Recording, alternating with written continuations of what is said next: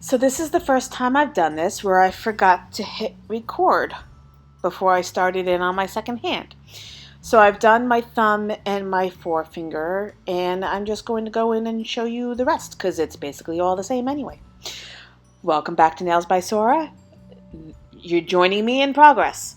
So I'm putting on, I'm using two colors one color by Diva Dauphine, which is the light green mica powder that's called Sprout. And then I'm also using a green glitter dip thingy by Sparkle & Co., whose name escapes me at the moment, as usual, unprepared with the names of the products I am using. I've been trying to edit these videos in my nail space, but my cats get extremely disturbed for some reason when I'm in there without them. So I am now in the den away from the nail products, and I didn't think to bring them with me while I'm doing this overdub. So you will find all the information for the products I used in the description box below as usual. But basically what I am doing is I am creating kind of like a peekaboo effect, or that was my aim. I've never used the Sparkle & Co. color before. The last time I used it was when I swatched it. So I didn't quite remember how inflexible the flakes were. And they stuck up quite a fair bit. I had a little bit of trouble working with them. But I'm using my base coat to adhere to product as you would generally do when doing dip process. And I'm just doing a tap method with the flakes at the cuticle line. Then I'm going to pour over or tap over. I think I was alternating between the two techniques with Sprout. Pat it down with my finger to try to get the flakes to lay as evenly and as flat as possible. And then I went and cured it. I repeated that step with all of my nails, and I only did one coat because I'm going to go in with some gel polish and do some accent designs, and I didn't want to build up the dip powder so much that I wound up with a bulky profile. I do have to go in after the background effect to with a nail file to smooth out the surface so that I can go in with the gel polish and do the design. This way I have a smooth surface to work with, and I don't have to worry about the gel polish not gliding properly over the surface of the nail.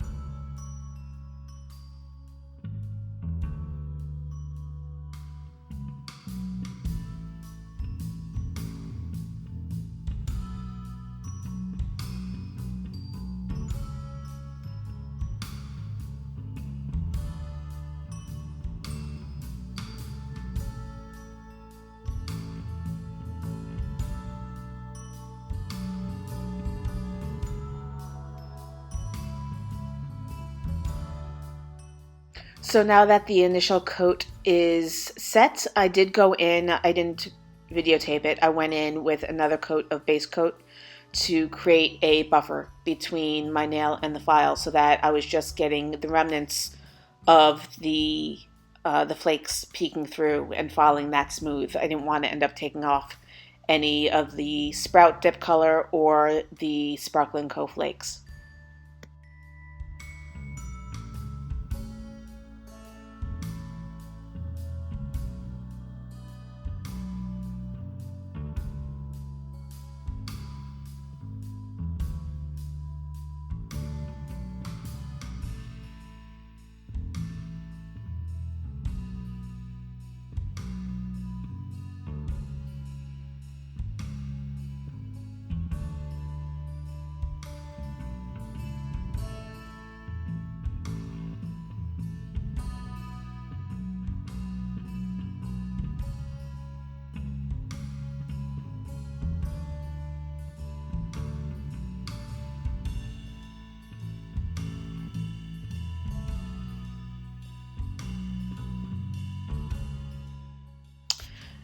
So this next part is just some gel polish. The light green color is by Kokoist. It's one of their potted gels. And the darker green that I'm picking up right now is Pistachio by Madame Glam. And I'm just going to go in with some abstract swirls. I didn't have any particular pattern in mind. I just laid it down the way that, I felt looks good per nail.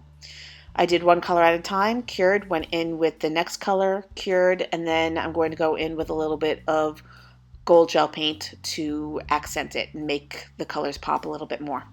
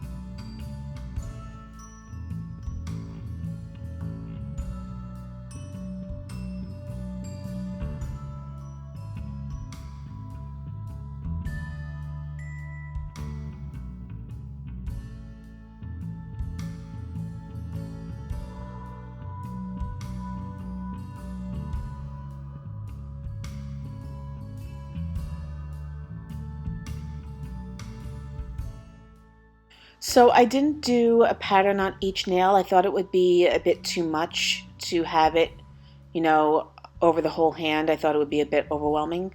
So I kept it to the 3 accent nails, and in the end, I think it turned out really well. I'm kind of on the fence about, green is one of my favorite colors. I absolutely love it, especially the more muted tones. But I kind of feel like I tried to do too much between the glitter in the background and the abstract pattern on top. I think that my initial idea for this manicure kind of got lost. But it did kind of grow on me a bit throughout the week. I believe I only kept it on for 3 or 4 days though, because this was an unplanned manicure that came about from something that I saw online that I wanted to play around with. And then I always do a new manicure Sunday nights going into my weekends. So this one was done right before. It's going to post afterwards, but this one was done right before the vintage opal manicure. So now I'm just base coating, and then I'm going to top coat, and that's going to be this manicure.